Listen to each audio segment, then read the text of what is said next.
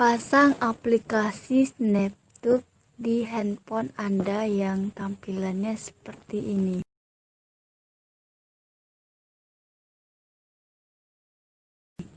Install, kemudian masukkan akun Anda sampai benar-benar terpasang. Buka video di YouTube.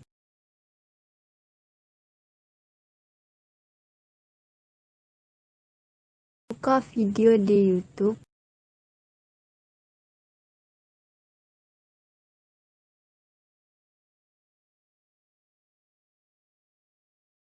Buka video di YouTube.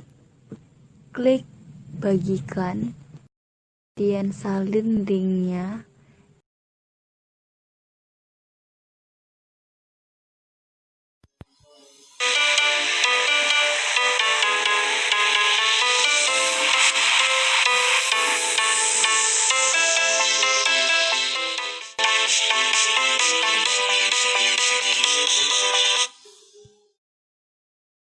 Pindahkan ke aplikasi snaptube.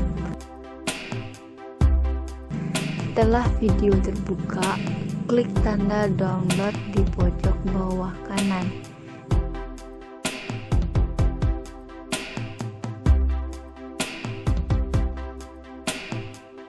Pilih kualitas yang kamu inginkan sesuai selera. Oke, pada saat memilih di bawah ada pilihan download MP3. Jadi video tadi bisa